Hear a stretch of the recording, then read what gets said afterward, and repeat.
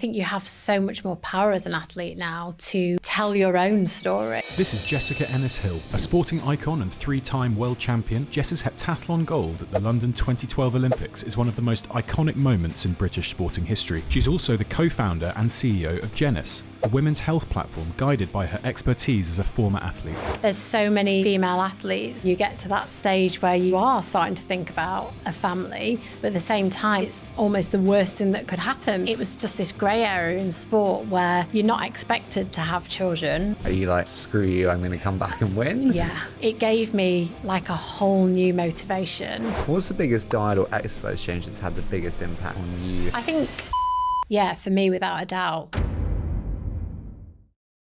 Jess, we are so excited to have you here. We've been looking forward to this one. So first, thank you so much for joining us. Thank you for having me. I'm excited. Charlie, you kick off today. I think before we go and talk about everything, it would be really great to understand a little bit about your athletics career and how did you actually get into the sport of, if we can call it a sport, all the sports of heptathlon? Yeah, it's a very good question. So I started athletics when I was 9, and it was purely by coincidence, really. There was no plan by my parents to, create a sporting child and for her to be an athlete. I literally went down to my local track, which was in Sheffield, and we had Don Valley Stadium, which was built for the World Student Games. And I just went to a summer camp basically for 2 weeks. So it was 2 weeks of the summer holidays. Go and enjoy athletics, mainly, like my mum jokes about it being cheap childcare, get the kids out of the house for 2 weeks and have some fun, burn some energy. But as soon as I went, I loved it. I loved being competitive. I loved being active. I was just involved in every element of those 2 weeks of athletics.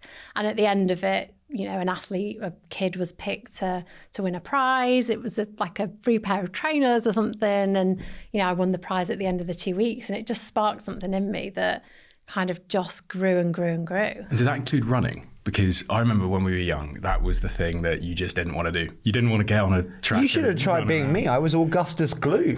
I was about 20 stone. You were thin. Imagine how it was. I was asking the question run. for he was you. A great runner.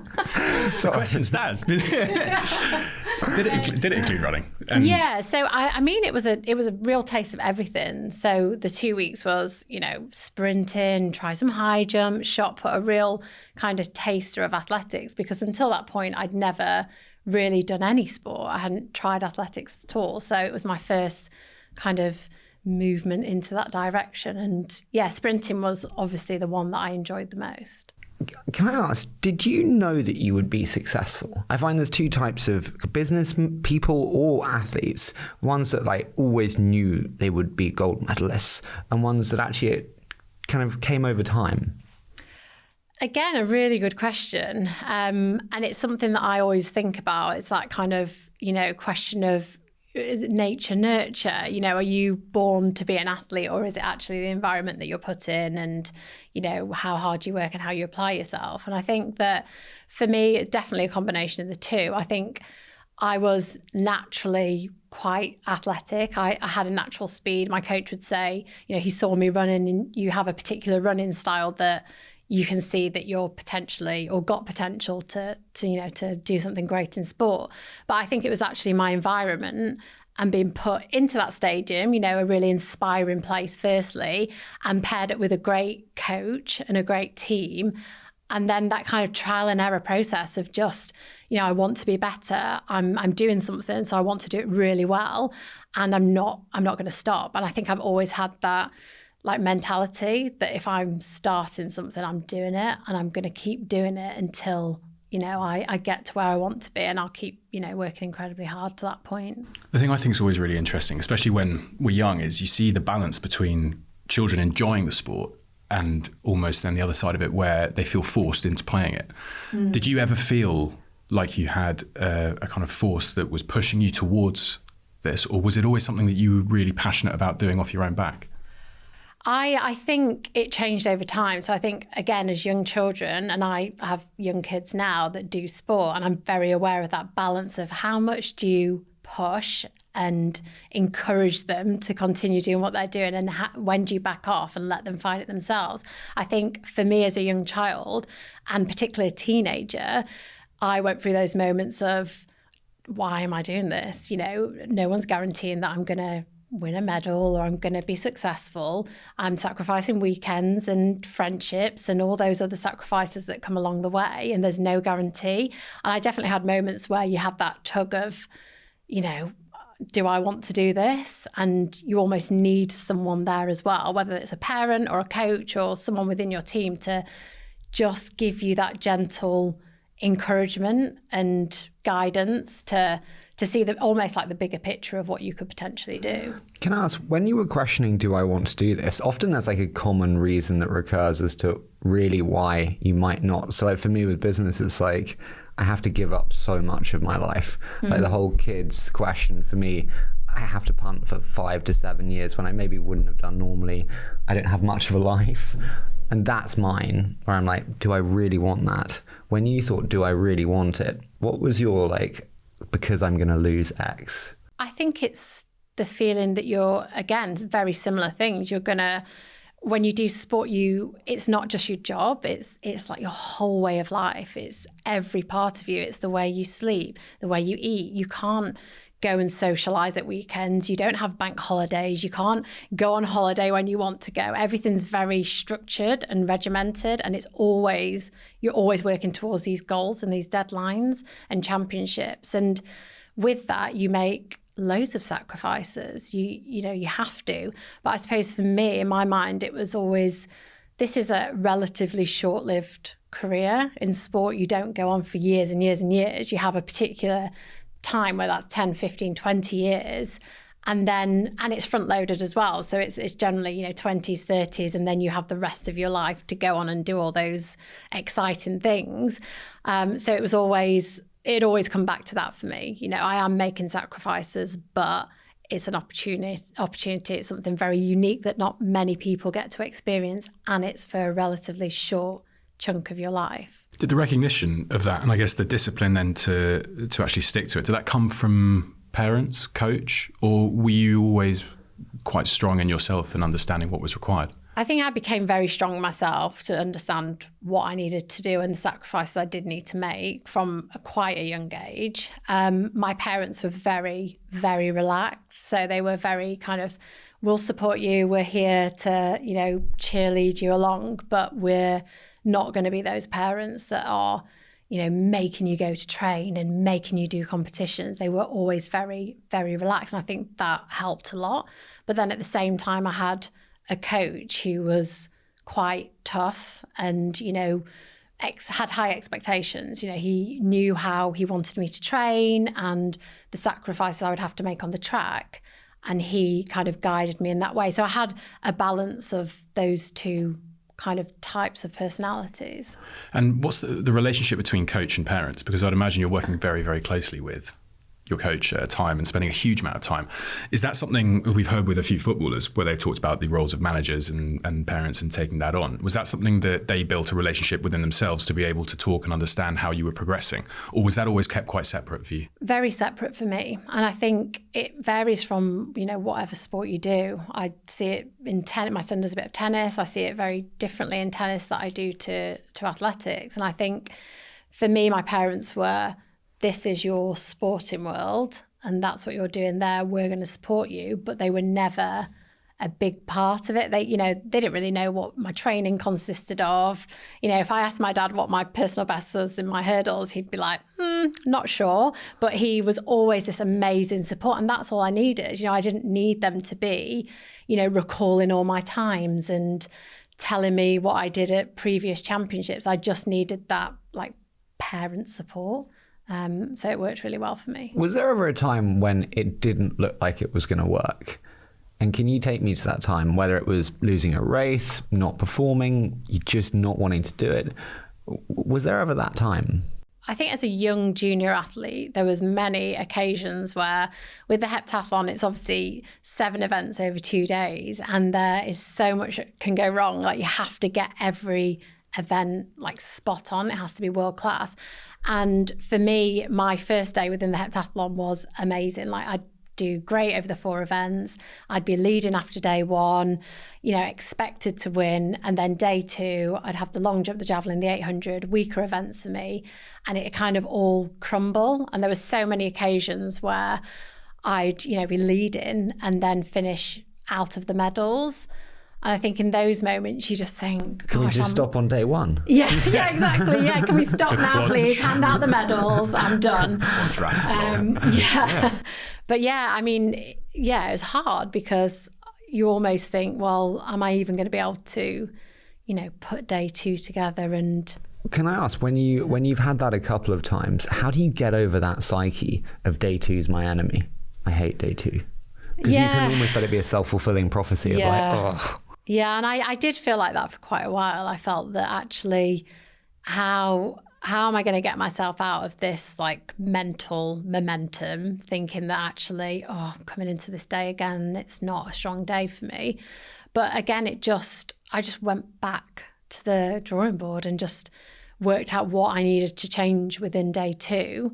So I'd focus on the weaker events. I still keep my strong events at a level, but I had to get stronger in the gym and change technical elements of day 2 and, work harder for the 800 and just make those tweaks and come back for a stronger day 2. Can I ask what you said there about the finishing like day 1 and you'd be often ahead? I always find people either like to be ahead and leading from the front or like to be like nestled in second and with first in their view, but second so they can overtake. Yeah. What do you prefer?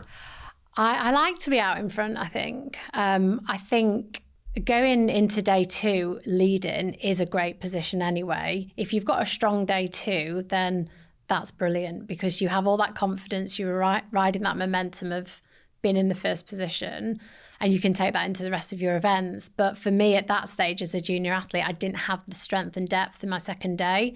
So I couldn't capitalise on day 1 success.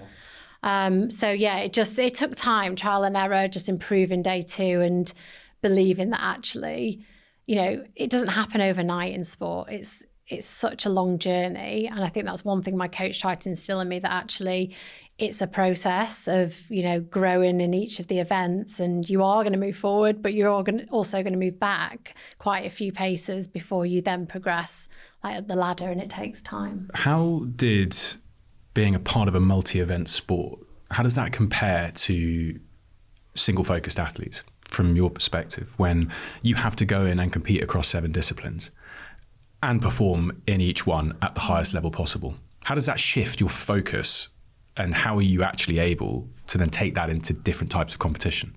It's incredibly hard because I think with a single event, although you'd have heats and you'd have a semi-final and a final, with the heptathlon, it's 2 intense days of, lifting yourself up for an event, having some downtime, being able to switch your mind off, putting disappointment behind you and moving on. Like there's so much mentally that you have to be able to cope with.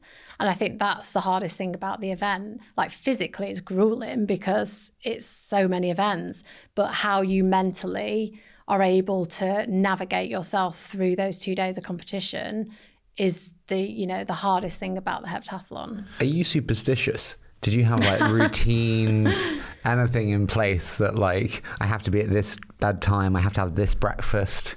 I tried not to be super superstitious because I think, for example, if you have a lucky charm or something, you lose it, that can create a whole tornado of bad events, like mentally. But at the same time, I think every sports person you speak to, they must have some ritual. And I definitely had little superstitious things that I do. And I'd have the same routine of what I do as soon as I got into the blocks. I'd like wipe my legs in a certain way, do my head, like all these just weird little things that you do because would you have breakfast?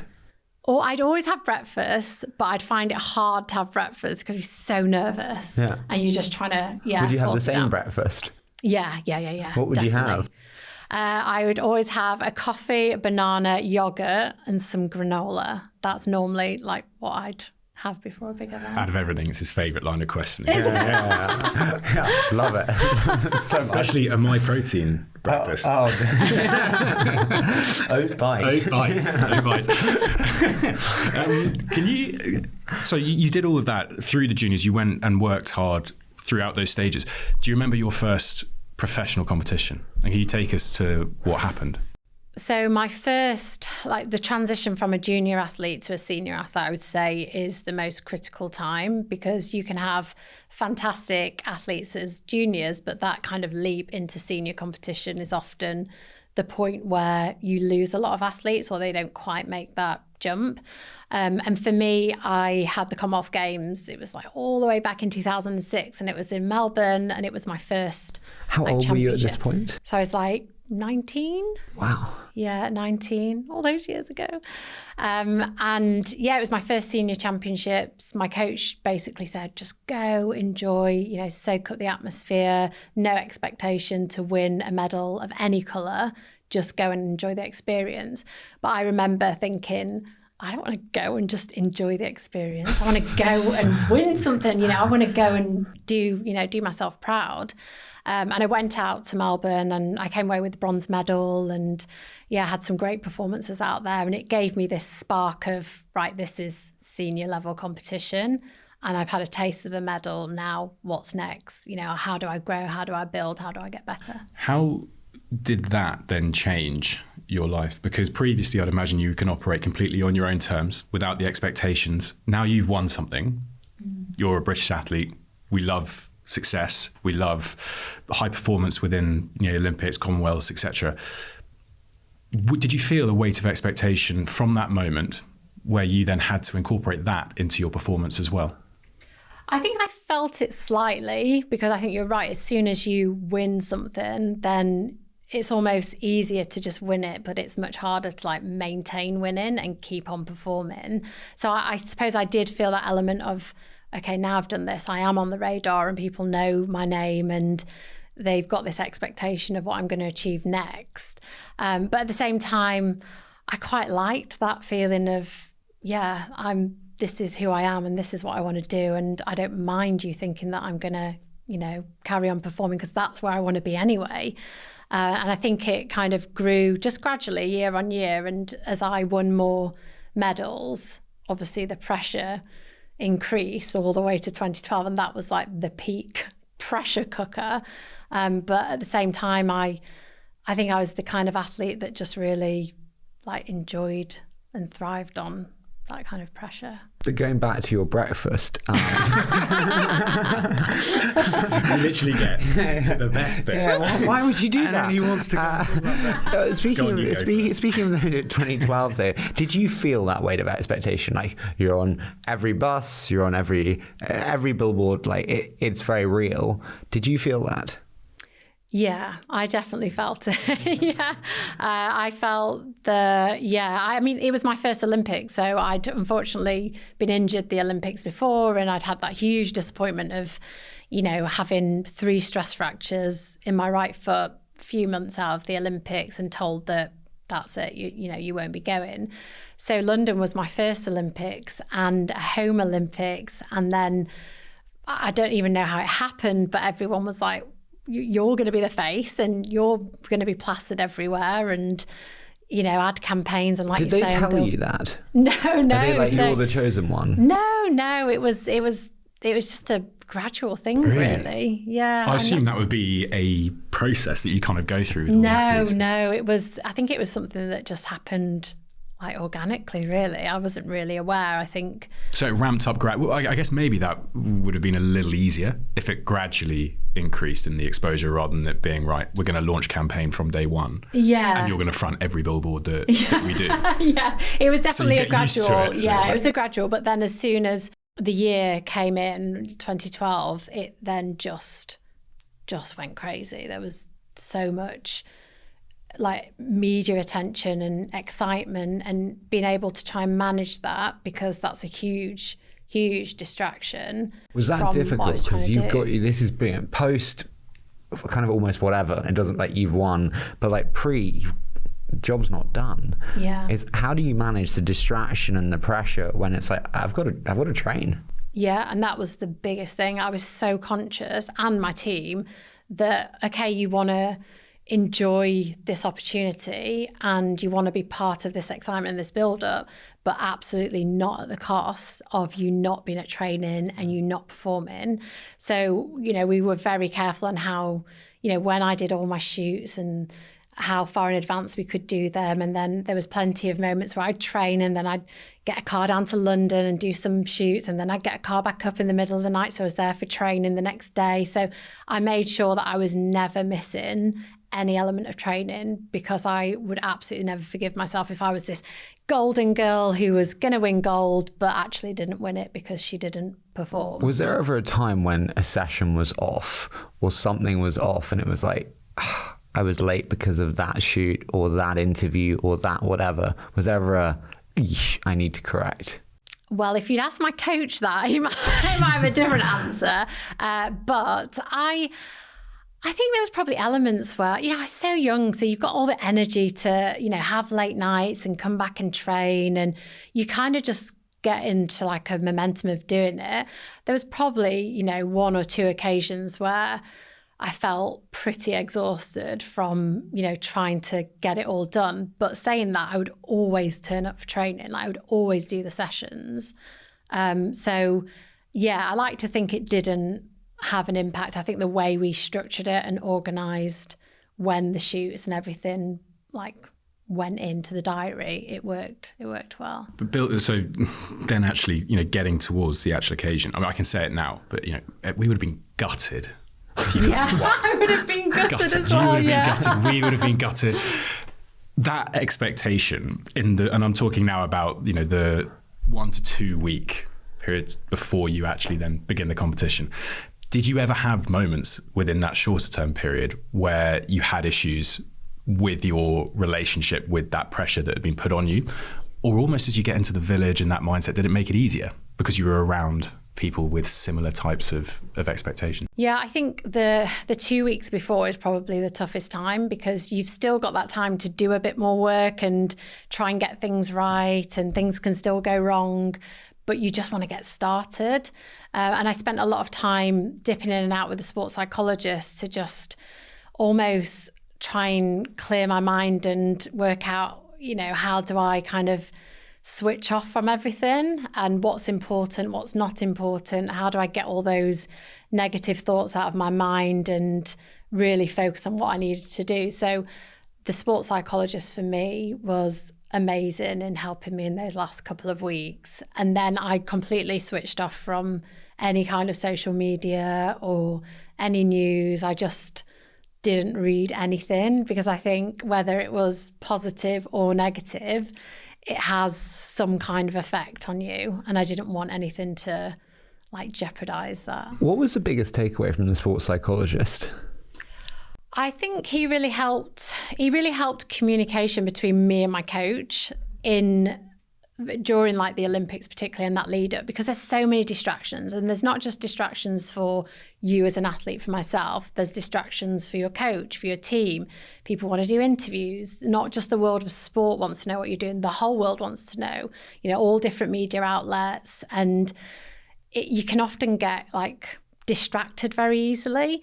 So the sports psychologist really helped me and my team and my coach communicate really well and make sure that we were all in a really good headspace together, because I think your team is, a huge part of why you are able to be so successful. Did you have positive visualization? Did you visualize yourself on the podium and use that as a kind of guiding force? Yeah, I definitely did a lot of visualization. I don't think I really pictured myself on the podium with the gold medal, because I never allowed my mind to go there completely, but I would always visualize every event. So I'd go through the hurdles, the high jump, the shot, every event perfectly, so that it all came together in a perfect way. And then I'd switch off and be able to either go to sleep or, get on with the rest of the day. Sitting here now, if we say, we're talking about it and you're thinking back to it, do you remember it all? Does it all blur together? Is there anything that stands out? I mean, I'm just, because you were on for so long. You're not running one race for 20 seconds. Yeah, I do. I remember, even though it's like nearly 12 years, which is such a long time, I have the feeling of, you know, what it felt like when I stepped out onto the track for the hurdles. And what did that feel like? I mean, I was about 3 rows away. Wow. Oh, were you? Yeah. Oh, wow. just by that front. It was amazing. That first day. I was eating a bag of Doritos. In Princeton, going around for it. It was, it was a special one. It was so early in the morning. But was it great, or was it terrifying, or was it exciting, or like... I was very nervous before I went out onto the track because there's nothing else you can do. You know, you can't do any more training. You can't change anything. You've just got to go and do it. But then when I got out onto the track and I did a few like warm-ups over the hurdles, I felt so good. I remember my training partner saying when he saw me on the start line, he was like, I've never seen you look so ready and so in shape, because I was in the shape of my life. Like I was injury free. I wasn't ill. I felt brilliant. So actually when I was on the track, I was like, yeah. And hurdles your best event?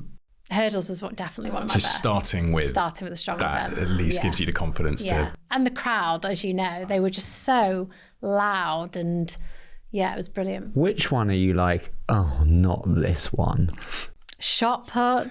That surprises me. Yeah, shot put was always one of those events I found very hard to master. I'm not a natural thrower, and you know, if you look at some of the other heptathletes, they are tall, like you, really tall, like strong women. Not that you're a strong woman, but yeah, they're really tall. So obviously the thrown events are, you know, it really helps them. But for me, I found the shot put very hard. Is that an interesting relationship for a coach and for you then? Because you're almost looking at an event which you know you're not going to win, but you have to make sure that you do well enough. But I'd imagine the word enough isn't something that often comes into a coach's mindset or your mindset. But you also don't really want to improve that much, do you? Because actually if you bulked up a lot for shot put, you probably lose an inch on hurdles. Yeah, exactly. It's a massive balancing act, because I had to be technically really good in the shot put. And strong, but like you say, you don't want to be heavy, because the high jump, you know, is a really good event for me as well. You'd lose massive points there. So yeah, I just got really technically good and strong, but in a like not a bulky, strong way, just a productive way, and it helped. But yeah, it's a tough event to master. Out of curiosity, how many events would you say a heptathlete or yourself directly would have been able to compete in the specific event and being competitive? I think it varies from heptathlete to heptathlete, but there's normally, I'd say most of the world-class heptathletes would be able to do at least one event individually at major championships. So a lot of the heptathletes tend to do hurdles or long jump, a lot of the speedy events. For me, it was always the high jump and the hurdles. So I think my time in the hurdles in the London 2012 Olympics would have won gold in the previous Olympics. Really? That time. So I could have done hurdles. I was actually down to do the hurdles in London. I think it was a day or 2 days after the heptathlon, but I was just, my head had completely got, like I was just, this is the event for me. I've done it. I want to soak up this moment because I'll never have this again. So I opted out. Well, can we talk about that just finally? Because that Super Saturday, you know, to anyone that remembers it and watched it, it's probably one of the most iconic sporting moments this country's ever seen. Just having yourself, Mo Farah, Greg Rutherford all win those golds. When it got to that moment, that event, that 800 meters and you're on that start line, what were you feeling? Was there any complacency? Not complacency. Was there any thinking of the finish line then at that stage that started to creep in? I was so nervous. I was just so nervous, because even though I knew I was quite a far way, you know, I had a big lead. I think I had maybe 200 or 300 points ahead of second place, but I knew how hard it was going to be. The 800 is brutal. You know, your legs are so tired after the 2 days, and then you've got to do 2 laps. And it doesn't sound like a lot, but it is. Like the lactic that fills your body is horrible. And because I was the second race, so the first race went out, you watch all the girls run, you watch them collapse over the line and they're, gasping for breath and they're totally destroyed. And then, you've got to go out there and run for the gold medal. I was so nervous. My legs are like jelly. But then as soon as the gun goes, you're off, you know what you need to do. And I'd done all the training and I was ready again. And it was one last push till the end. Do you mind having that, you've got a buffer? Would you almost rather not have a buffer and you just got to run out to win? Is that what you step out for? Yeah, I would always run out hard. I think some heptathletes would maybe just, get back a little bit, sit in a position, stay comfortable. But I'm the type of runner that would I go out hard and I want to lead. I want to go out from the front, get into a comfortable position and then know that I've got 150 metres at the end to absolutely blast my way home, and give absolutely everything. So, I prefer to run out hard. And that moment when you cross the line? Oh, relief, just pure relief, like that excitement of, gosh, I've done it. And Are you friends with each other or are you like, you're my enemy? It's different in heptathlon. So I think there's more of a mutual respect and there's a rivalry. Like obviously you want to beat each other. There's no doubt about that. But there's a respect that you have that, you know how hard it is, how hard the event is and what you have to go through and how hard it is to just complete it. So at the end of a heptathlon, you'll often see all the heptathletes come together. You'll all do a lap of honour together, not just the medalists.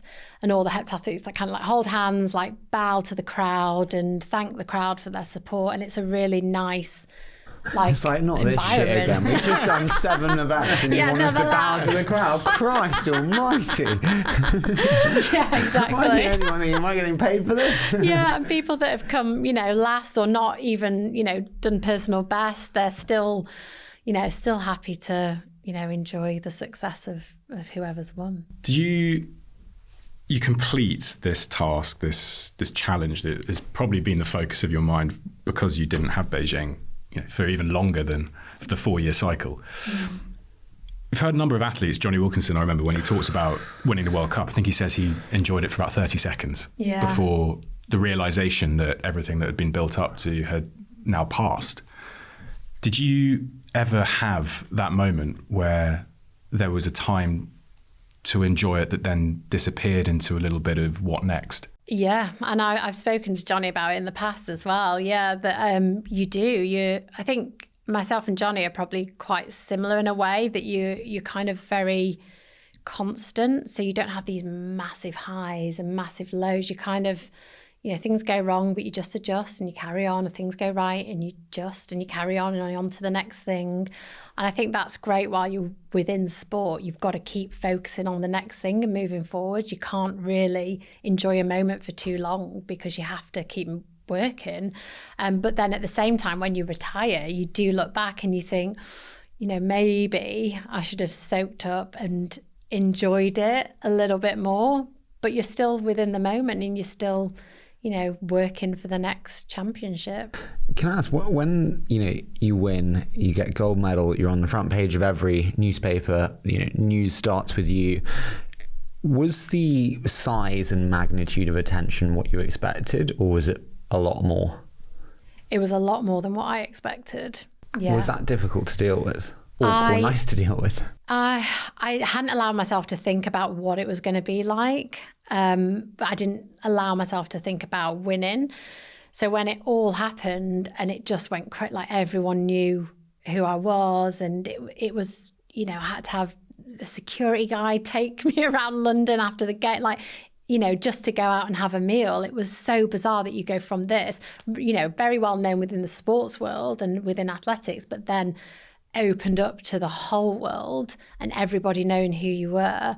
It was really strange. And I remember saying to my manager, I was like, I think people will forget this in a year or so. And she was like, I don't think they will. And it was really surreal to, you're in a bubble as an athlete, and particularly in the Olympics, you're just in this bubble of competing and getting on, and you almost block out the rest of the world until you've won, and then it's like, wow, everyone was watching this. So did the team around you kind of grow in accordance with this success? Did you have people managing different parts of your life so that you could keep that focus on sport and not have to manage the communications between all the brands, I'd imagine, that were after you, the TV companies, etc.? Yeah, I think the biggest thing for me was having such a good team, and I think having a very consistent team as well. Nothing really changed after the Olympics. I didn't make any major changes to my team, to, the team on track or like my commercial team as well. They were all with me for a very long period before the games and continued with me after. So it gave me that almost that kind of sense of security. They knew who I was. They knew what I wanted to do. They had all my best interests in heart. There was no one trying to manipulate or take advantage of any situation because they'd been with me from the start. Do you sit, a venture capitalist, capitalist is in the title. Do you sit down and think like, how do we leverage this moment bluntly to make as much money as possible and build a great business off the back of the brand?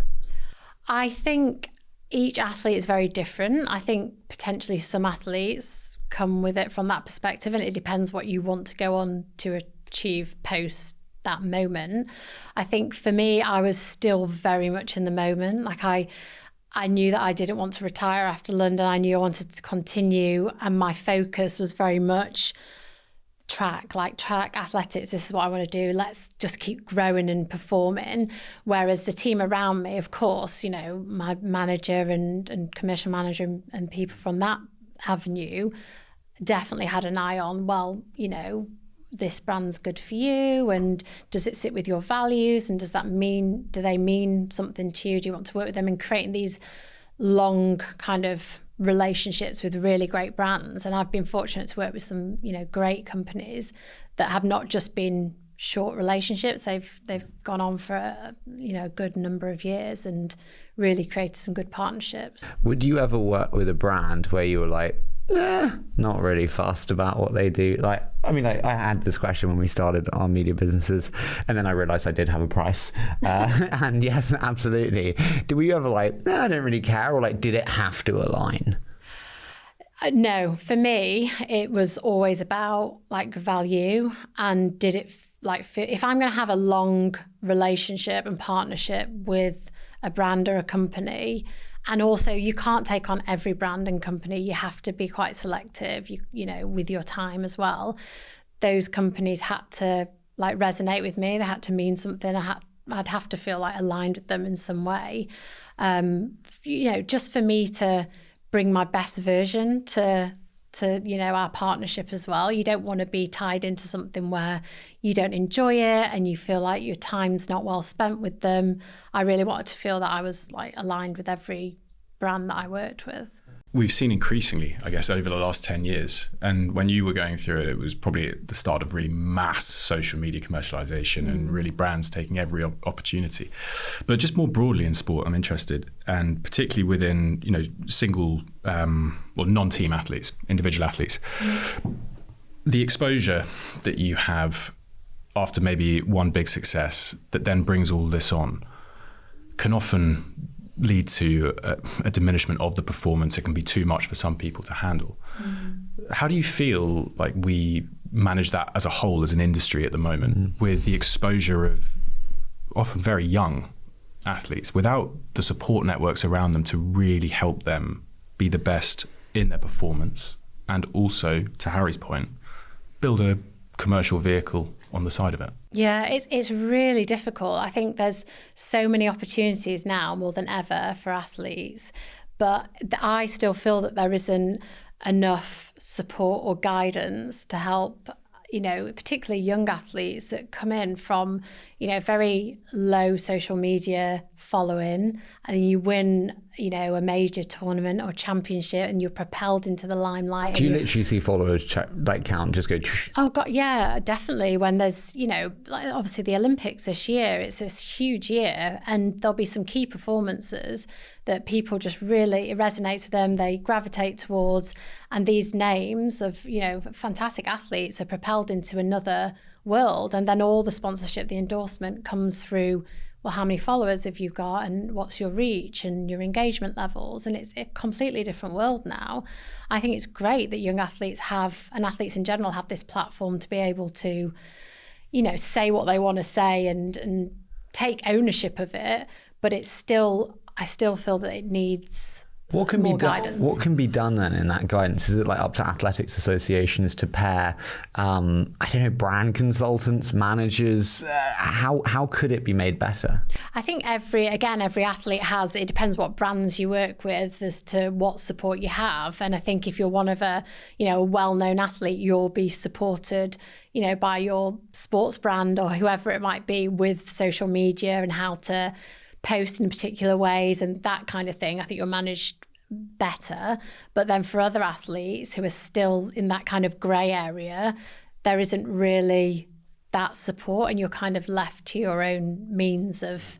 And then also when you come out of sports as well, you might have created a fantastic platform, you've had a fantastic athletic career or sports career, whatever it might be. But then how do you then, translate that into a new area, into a new focus, business or whatever it might be? Well, and I don't want to talk about, but it's a situation with Dame Raducanu winning the tournament that she did, to go out into this world now suddenly on such a peak of sporting performance with all the pressures now that come outside of it. And you do just look at it and you really worry, because on top of that, when you have injury issues, when you have removals of coaches, which I'd imagine, from your side, you would say was such a staple in an ability to really keep that stability. That's such a concern now within athletes that you have to take into consideration when going through success. There's a part of you not just go you just have to deal with it. Like Tiger, his father would be abusive behind him when he took swings, and I get it, but you had the weight of a nation on your shoulders. You dealt with it and you won. I get it, but. And you listened? Did you watch The Last Dance? Yeah, I loved Jordan, it. Right, but he came under such scrutiny in that for being, it was like bullying, wasn't it? For being too strong, and his response was on that side. But again, it's the personalities of the athletes, though, and I think, like you say, with Michael Jordan, very self-motivated, self-driven, and it was well, I want to succeed, and you guys are all going to fall in line with how I want to do it. And he was hugely successful, obviously, and it worked really well for him. But, sport it can be brutal. It can be really brutal. And like you say, for Emma Raducanu, she's had huge success. Winning the US Open is an incredible feat. But then off the back of that, it comes all the media deals and the brand sponsorship, everything.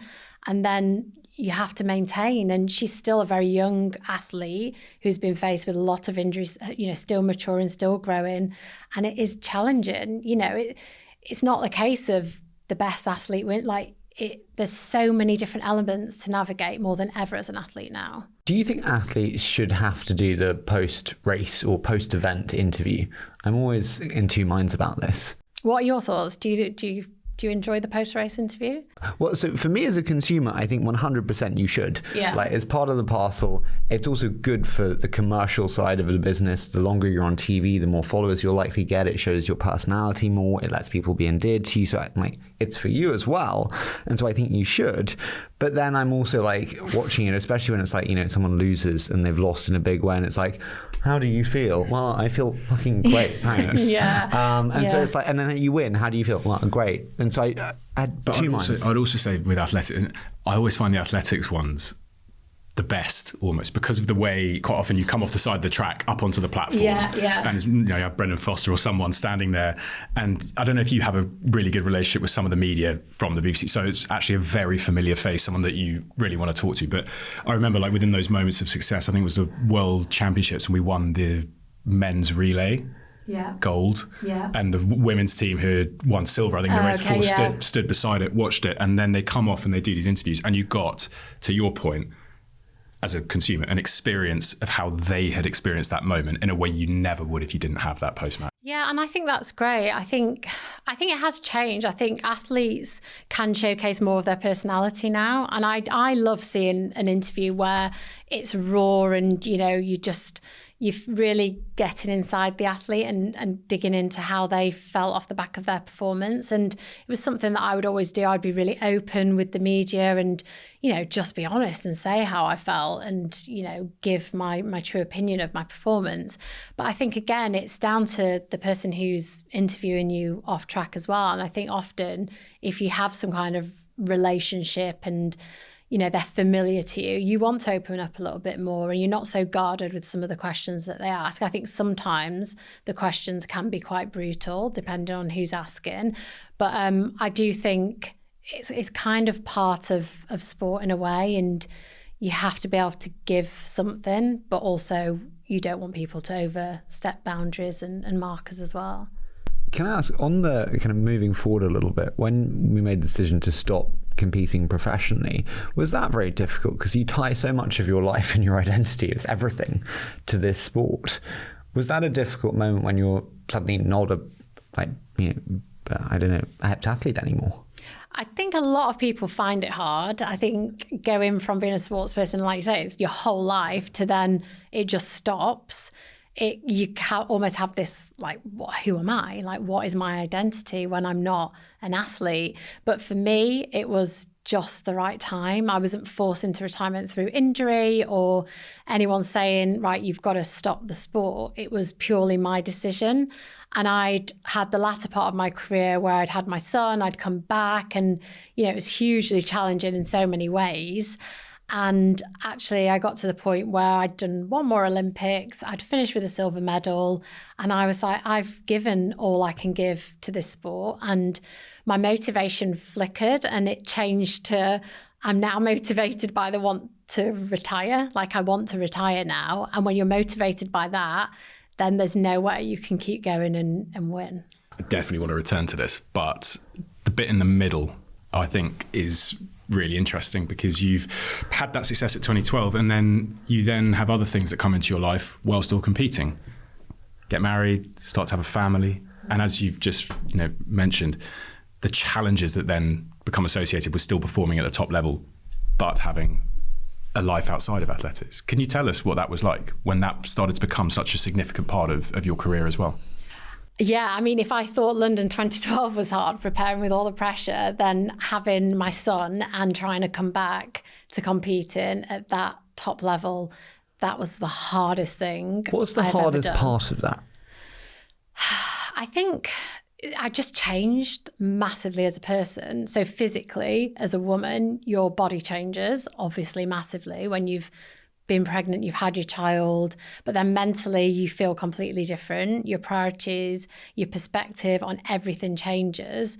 And then you've got to deal with, the unpredictability of children, the sleepless nights and illnesses, and then trying to be an elite athlete at the same time. Do you put in place kind of rules with, your husband, say, like, I got to sleep well, I'm running tomorrow, if anything goes wrong in the night, it's you? Like, do you put that in place? Because it's fair enough.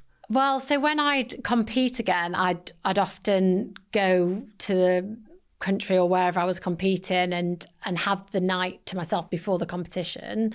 But during training, I think, again, just who I am, I'm very control freak. I, wanted to be, the best mum. I wanted to be there for my son in the night when he wanted me, and I wanted to be there all the time. And I still wanted to, get up and go training and perform as well. So I tried to do both of them, and it was definitely challenging. Weirdly, I have thought about it, but a male athlete, but it is something you want to tell us? No, but just bear with me. He's a female heptathlete. Well, exactly. I am a big guy.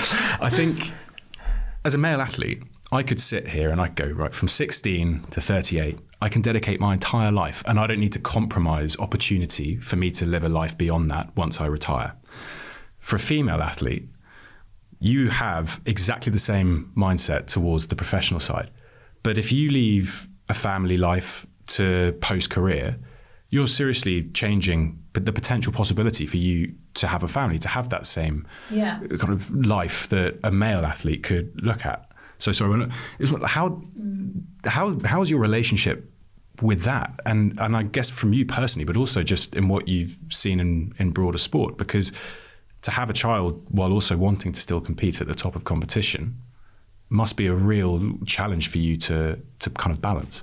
Yeah, I think that you're absolutely right. And I think there's so many female athletes that, you know, in the middle of their career that, you know, as a woman, you get to that stage where you are starting to think about a family. But at the same time, it's almost the worst thing that could happen, because if you decide to have your child in your career, your body's going to change. You might not come back to where you want to be.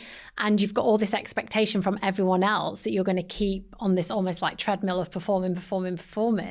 And I think when I had my son, there was definitely not many people around me that I could speak to help guide me on, you know, well, what do I do? Or how do I come back? My coach had to go and speak to other, you know, coaches, and my physio had to retrain in postnatal physiotherapy, because it was just this grey area in sport where you're not expected to have children while you're competing. You're expected to compete in the best years and then start your family after. But rightly so, you don't know how long your career is going to go on for. And if you go, you know, into your late 30s, then who's to say it might be more challenging for you to start a family. So it is as a female athlete, it's a really challenging decision and time. Did you ever feel judged for that decision? I definitely felt judged coming back. So I think as soon as everybody found out that I was pregnant, firstly, there was shock. You know, my whole team was like, oh, you know, we've got the Commonwealth Games this year, and then it's the Worlds. And, you know, there was that feeling of, well, this isn't part of the plan. And then when I decided and told everyone that I'm coming back, I want to come back and compete, there was definitely a feeling of, or I felt a feeling of people thinking, no, you know, that's nice that you think you're going to do that, but you're not going to do that. And then when I continued running and, you know, exercising during my pregnancy. How did you respond to that? Are you like, screw you, I'm going to come back and win? Yeah. In my mind, it goes back to, you know, starting athletics. If I'm doing something, if I say I'm going to do it, I'm going to do it, and I really want to do it properly. So it gave me like a whole new motivation. And particularly after London, where you've won and then you have to go back into training and you're like, why am I doing this now? Like, I've won Olympic gold. Like, what am I doing it for? I've reached the pinnacle of my career. Having my son then gave me a new drive and motivation to be like, okay, I've done that, but now I'm going to come back after having a baby. Like, I'm going to try and do the same again. And I know there's a story behind this, so I really, you know, want to understand this as well. Can you tell us about coming back with the goal of a World Championships in 15 months and how hard it was for you at the time to actually go back into training and get ready for something like this? What did you learn? I learned so much. I had no idea, to be fair. I was like, I'm coming back, but I didn't realize how much my body was going to change, how different I was going to feel, and just all the challenges that come with being a mum for the first time. I found that when I started training again, you know, you have all these physiological changes. Your ligaments are much looser. So I had lots of Achilles issues, and I had Achilles tears, and my speed wasn't there. And you're almost like a new version of yourself, and you have to change your expectations and start measuring yourself against a different you. Like, I'd always want to compare myself against me in 2012. Like, what are my personal like comparing everything to 2012. And my coach was like, no, you're not that athlete anymore. You're a different athlete. This is the post-pregnancy you, and you have to start comparing yourself to this new you. And I found that really, really challenging because I wasn't where I wanted to be. How did you get over, not get over that, but get comfortable with that of like, this is a different type of athlete that I need to understand? It took a while, because I was just so used to being at the front of everything, you know, training. I'd be at the front of the running group. We'd do hill runs and I'd be at the finishing first. And now I was like, you know, back down at the bottom and struggling to get to where I needed to be. And I just had to keep telling myself, I'm doing this for like a relatively short amount of time. I'm doing 2 years maximum of training and trying to make one world championship, one Olympics, some competitions in between, and then it's done. So I've got to give it, you know, everything and make sure that it was real like quality training to try and, not look back in 10 years and think, oh, why didn't you just try a bit harder? We're inundated with sports data now. What did you use? Was there the right kind of data in the market to help you bespoke a training program to be able to take all of this into the regimes that you had to put together that you would previously have, you know, done in your sleep probably?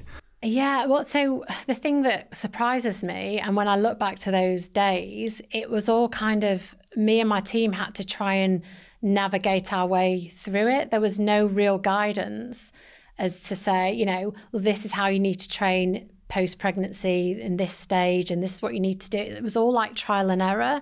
And I feel that there's a real lack of, you know, support for not just athletes who decide to start having their children during their career and how to get back, but also just for female athletes in general, just to understand like their physiology as women and how to, you know, tinker with or change elements of their training and the way they compete to get the best out of themselves. It's still very much just an area that's underserved. What needs to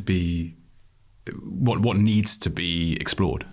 I think the conversation needs to be had more. So I think now I see more female athletes talking more openly. There's definitely more athletes coming back and having children. You know, there's Alison Felix, Serena Williams. There's more athletes that are doing it and speaking about how they've done it. I think that helps the conversation. But then I think more needs to be done in a way of what do federations offer athletes from testing, hormonal testing, data, research and funding. There needs to be more funding put into, you know, the kind of hormonal, physiological understanding of female athletes. Because it's, and when I was speaking to Jane on Friday, she said when she was working with Kelly Holmes, she got towards the end of her career and it took that long to find out that Kelly, I can't remember what it was, but she'd gone through her entire career. Yeah. I think she had endometriosis. Yeah. And that seems incredible based on the amount of medical exposure, I guess, you have. Yeah, I think that the biggest problem is just the lack of funding and the lack of research that's done into that area of women's health. And I think with the lack of funding, then there's a lack of research, then there's not the backing to say, well, look, this is what we see here happening. There's just, you know, a few papers done and it doesn't have the leverage that it ought to. So it's just this continuous cycle. But if we kind of talk about funding, I'm just offering the commentary from a venture investor. Like the most successful women's data app of any kind really would be one of the leading kind of fertility tracking apps, whether it be a Cycles or any of them. And you know, I think one is at 80 million ARR, which if you applied a 8 to 10x multiple on a public company, it's 700 million. The leader is a $700 million company, potentially, if valued well in a good day. That's not a business that venture can put money behind. Like, I don't mean it badly, but it's like, we need proof that these can be mega businesses before the money comes. And that's why it's not funded. But again, what we're talking about something that half of the world's population has to, we're not just packaging this into professional sport. Mm-hmm. And what you have done since and talked about, and, you know, with Jennis is basically break down what a woman goes through and how to optimize your life based on a monthly cycle. Yeah. And when you will feel a certain way, when you will be able to be at a better performance. Now, if you apply that, you know, into a product or, you know, in a Whoop type model, that is a huge number of people that you are servicing if you can do that. So surely that is something that. Yeah, and I think from like a elite sports perspective, you know, it's a relatively small market, but they're the people who are looking for those real marginal gains and would have a massive impact on performance. But then, like you say, the market size isn't huge. But absolutely, 50% of the population are women that go through, our hormones don't just go on this straight line. They're these constant ebbs and flows. And we go through, whether you choose to have children through pregnancy, postnatal, but we're all going through puberty, fertile years, perimenopause and menopause. And, we face like really difficult, side effects and, different situations that aren't really catered for.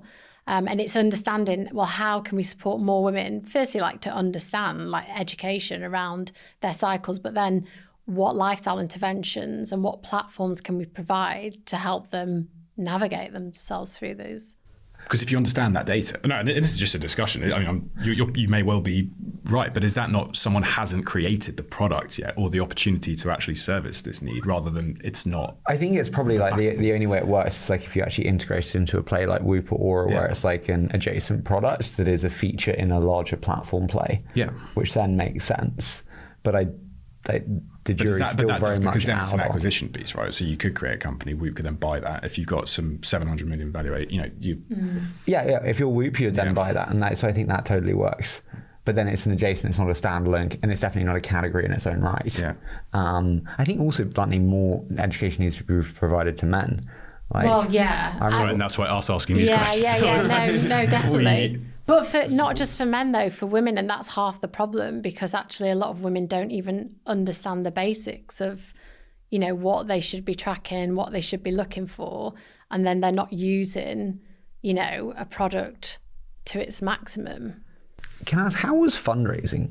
Like, we've talked a lot about kind of the challenges within scaling in sports and winning in sports. You fundraised obviously for the business. How was the fundraising process?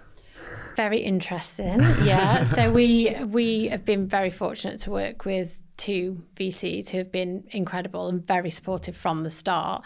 But actually, it's very hard to try and explain the need for a product or a platform like this to male investors, because they don't see, firstly, they outline what Harry just outlined. They want to see the growth like this straight away. And there's this whole, it's almost, a lot of women don't understand the value of it yet. Like it's almost too early. Like the education and the level of education isn't there yet. I see, in 5-10 years time that this will be like a mainstream, like platforms like this they'll be everywhere, because women see the value of it and they know what they know what they need to track, they know what they need to look for, and they know how to address it. But for now, you go up to most women in the street and say, well, do you know what your follicular phase is?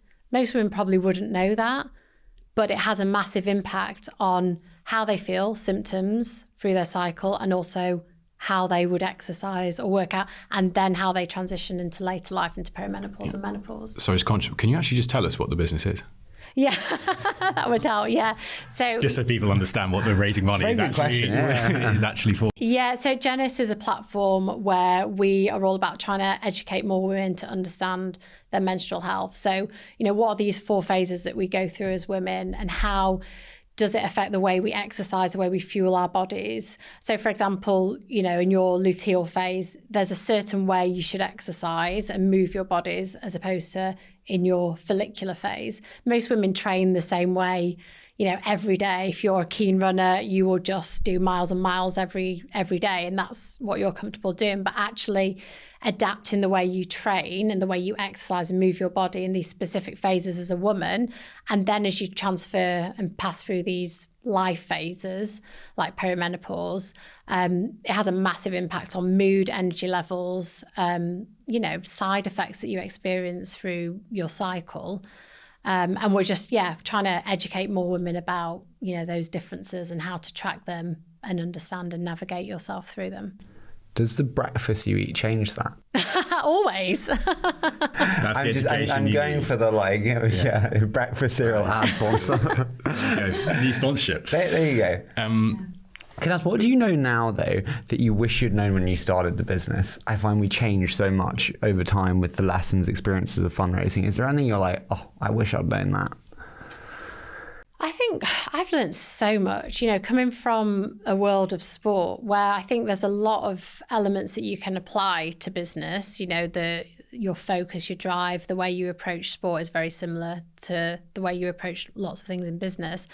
But also, I've put myself into the tech world, which I've never been in before. And that's been really interesting. Like, I've learned a lot about, starting a company, how you...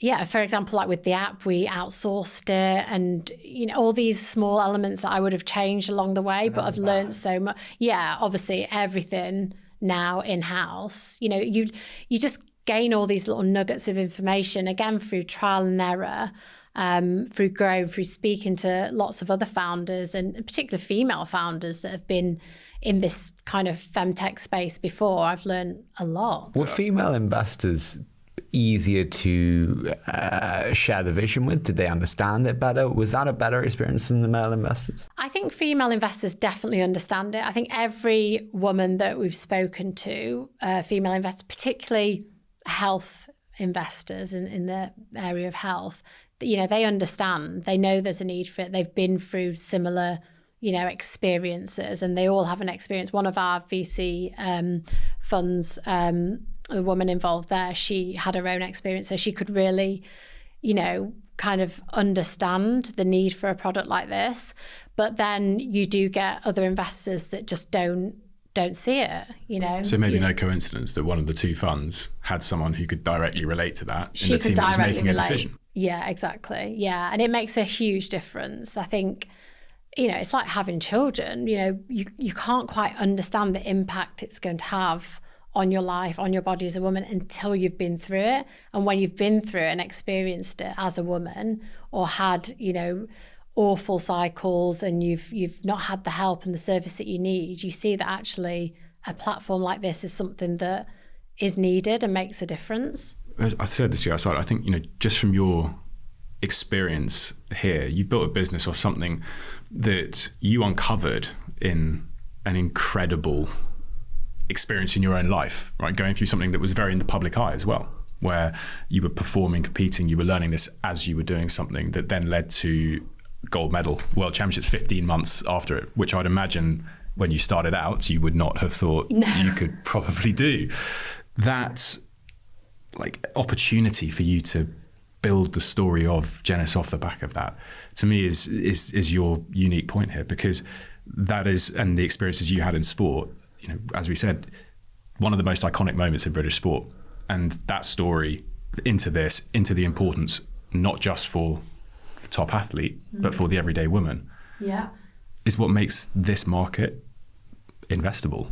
Yeah, and I think that's the thing for me. I had this whole career and this whole life within sport that when I retired, I wanted to still have that passion and that drive in an area that felt similar to what I'd already achieved. So for me, the element of understanding, the way we move our body, being a woman, having gone through, the physiological and huge changes that you go through during pregnancy, I actually realized that there's so many women that don't even know the basics of how their body changes and what they need to do, and then go through life with chronic back problems or all these issues, not being able to exercise for fear of wetting themselves.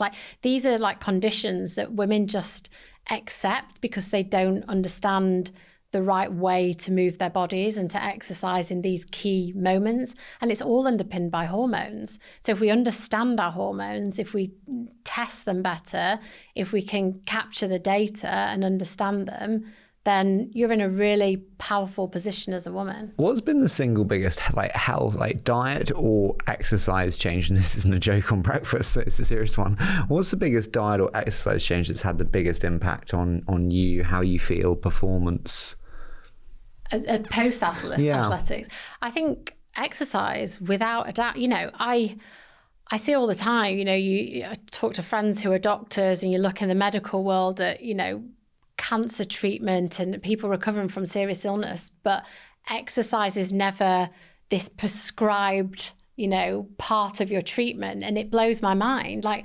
The power of moving your body in the right way through recovering from illness, through dealing with hormonal imbalances, through recovering and having healthy pregnancies and coming out the other side is so powerful. But it's understanding it in the right way and knowing the right way to do it, and the education around it. And yeah, for me, without a doubt, exercise and movement has had the biggest impact on my life. Yeah. Should we do a quick fire round? Let's do it. You want to go first? Looking back now, what was the most needle-moving moment in your career? As an athlete? As an athlete. Definitely my injury in 2008. So when I had my stress fracture before the Beijing Olympics, I kind of hadn't really experienced any major injuries up until that point. So I was that kind of naive athlete, just like, yeah, everything's ticking up really nicely. And then boom, that injury just completely floored me. And it was that moment where I actually got to stop and sit back and appreciate what I'd already achieved, but also realize that there's so much more that I want to achieve. And this cannot be the end of my career at such a young age. Do you remember your first sponsor? And what was it? That's a good question. And we had Pat Cummins, the captain of Australia, and his was New Balance, and he was paid like $10,000. Yeah. So one of my first sponsors was Adidas. Yeah. So that's kind of baller, isn't it? Adidas. Yeah. So they sponsored me off the back of the Commonwealth Games in 2006. Sorry, and I'm still an ambassador with them now. I've had this amazing relationship with the brand. And again, going through pregnancy and coming back, they were hugely supportive. And, we've seen in the past with the likes of, Alison Felix and Nike and, the whole kind of issue around that. I was very fortunate with Adidas because, they can essentially just stop your contract, or you don't get paid because you're not performing, and your bonuses, your retainer, everything stops. But they continued supporting me all the way through. Sorry, this is unfair of me. How do they pay you? Is it like a lump sum? Is it like lump sum and bonus? Is it like lump sum and based on reach? What is that? No, so when I was competing, it was always a retainer and then performance bonuses. But each athlete would negotiate their own contract. So you'd put in what competitions, you require bonuses from, and structure it that way. Got you. Okay. How do you view the role of the athlete in today's world? That is a very good question. I think the world in sport has changed so much, even in, a 6-year period with, social media. I think as athletes, I still think you have a huge responsibility and platform position from a role model perspective. But I think you have so much more power as an athlete now to, tell your own story. I think, 10, 15 years ago, you were very much at the mercy of the media, the written media, and how you're portrayed through them. Whereas now you're very much, it's all within your own hands, and you can shape who you are and your story from your own standpoint very easily. I think that's a great position. And I think there's great opportunity for sportsmen and women now to go on to achieve very successful businesses and lives beyond sport, where they're using all the tools and skills that they've had for all those years and that are very much ingrained in them as well. What's the biggest learning that you then had in business when you made that move from performance into a boardroom type position? I think I've just learned so much. Like, I can't even begin to tell you how much I've learned through just the whole VC landscape. It was something that I'd never kind of... How did you get studying for it? You should have listened to 20 VC, but... I know. Well, that's what I should have done. I should 2,900 episodes. It's fine. I'm going back to listen to it, start again. No, we were very fortunate to be guided by a great VC fund, Venrex, and have some great support. And he, put us on some business courses, and we had a lot of help from that perspective. So that was just, brilliant to be able to, just put myself out of my comfort zone. I think that's what I've enjoyed the most, being able to just go into a completely different world and just start again in a way and challenge myself in a way that I never imagined that I would, but still using learnings from like my previous life. One. If everything goes to plan, this is such like a career interview question, but I'm just like intrigued. Like, where is Jess in 10 years, 15 years? Like, where do you want to be then?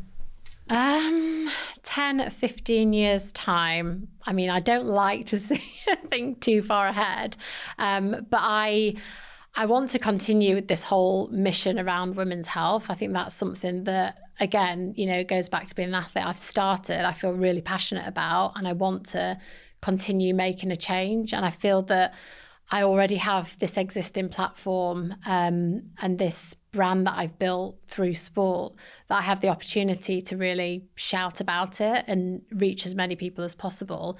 And I see the wave of change happening within sport in this area, and I want to see it spread and become the norm. I have a young daughter who's only 6 now, but I hope that the conversation around women's health and periods and, all those kind of hormonal changes that women face, I hope that it is a normal conversation that she feels that she can have as she's growing up. So that's my mission. So I do have one more. So the role of the athlete, you've just joined the Players Fund. There are some fantastic women involved in that as well. Do you feel being a part of almost an investment community as well as being someone that's raising money is going to help achieve that?